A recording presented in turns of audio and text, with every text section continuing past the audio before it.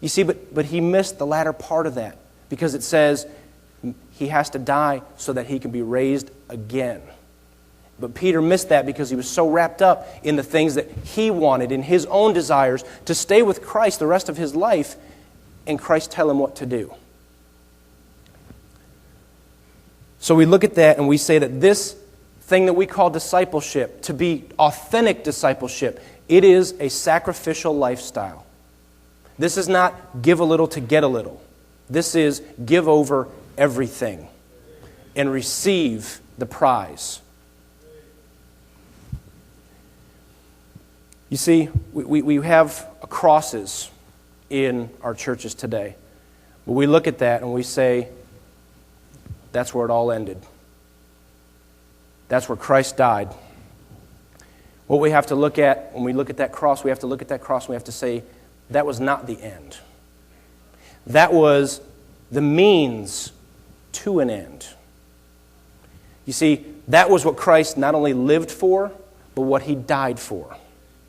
And when you look at that cross, it symbolizes your daily call to do what Christ has called every disciple to do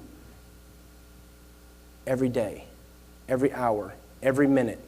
To be constantly seeking for the answers that we have, that we don't have, that we need. And this discipleship process doesn't stop there. The last thing we want to look at is determination. The very end of that verse 24 there says, follow me. Now, looking at me today, you wouldn't know that I actually ran track in high school. But who started the laughing over there? There's going to be a race out in the parking lot when we're done. That's my only advantage now. But I want to tell you about two people on this track team. One being myself, the other one being a gentleman that I graduated with named Mike Mulvey. Now, I was a sprinter in high school. I ran the 100, the 200, and anchor on the 440 relay team. Okay? A total in a track meet, I ran 1 lap around the track. Mike ran the 2 mile, which is 8 laps. He ran the mile, which is 4 laps. He ran the 800, which is another 2 laps, so we're up to 14 now. And he ran the mile relay, which is 1 more lap. That's 15 laps in 1 track meet he ran. Now, we only had 16 track meets a year. Do the math. In 1 season, I ran a total of 16 laps.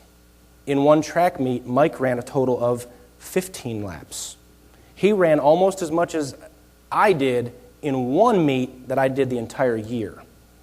Now, I asked, and if you know Mike, which we always knew when Mike was getting tired, because when he started running, he started bobbing his head like this. And he would run, he'd close his eyes, and then he'd start swinging his head back and forth.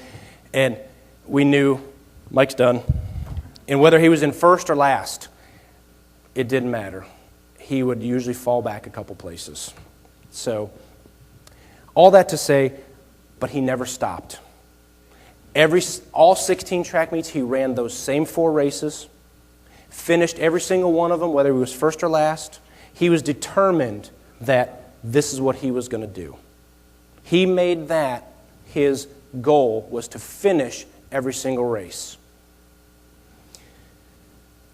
What about our race? This race that we call life. How are we going to finish? Are we going to finish tired and wore out because we've given it everything that we have? There's nothing more that we could have done? Are we still going to have a little bit of energy stored up that when the race is over, we can jump for joy? I've often said, I don't know what my reaction is going to be when I get to heaven. I hope that I am so tired that I just fall flat on my face in front of Jesus and just thank you. But I don't know, because I'll have a new body and new knees, and I'm going to test them out. But this authentic discipleship, it asks questions of us daily. It asks questions like, can you measure how authentic your discipleship is? The answer to that question is yes. And I want to read this. It says, authentic discipleship is... I just lost my place. Awesome.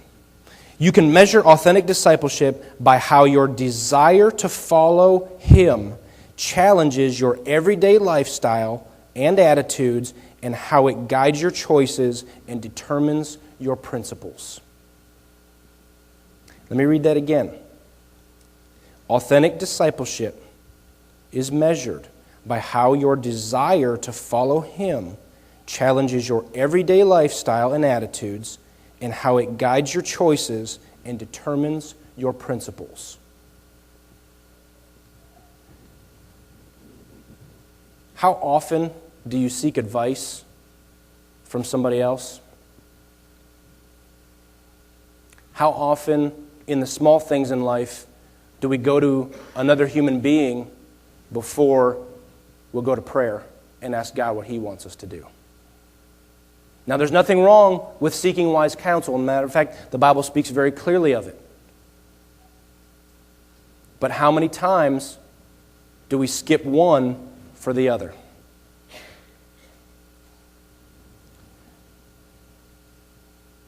You see, the rewards that we have waiting for us over here that we talked about through these trials and tribulations, they far outweigh what we will ever go through in this lifetime. We can never, Mr. B, I don't know how you wake up in the morning and roll out of that bed and walk. I was complaining about my knees last night and how much they hurt. How excited are you going to be when you get to heaven and you've got your new knees? You know, you want to race? Right there, because I guarantee no one's catching him. Okay? How long has it been since you've run? 18 years. You know, I've got 2 boys over there. They will wear me out. And I can't run around the yard for 5 minutes, and I'm huffing and puffing. But what's it going to be like after whatever the length of time is, you just get to take off running? What about all those other hurts that we have? How awesome is it going to be that when we do get to heaven, that you know what? It's not going to be a concern anymore. Everything else is just going to fade away. So we need to look at that, and I'm going to leave you with this last statement. It says, eternity will be easy compared to the achievement of following Him through this life and arriving in the next, having denied ourselves and carrying our cross daily. This is exactly what it's about. Denying ourselves every single day. Now, I brought a special coat today. And the very first question I get asked is, does it still fit? I will begin to tell you, no, this jacket does not fit me. Now, you're laughing because you're thinking that that's how wide it is right there. It's not. The belt is weighing it down. Okay? But the question I get asked the most is, does it still fit? No. This jacket does not fit. I tried it on when we moved, and I needed like a crowbar to get it back off. Okay? But the great thing is that I look at this, even as dirty as it is, and I can look at that and I can say, you know what? That was part of my life. There was a time that actually fit me.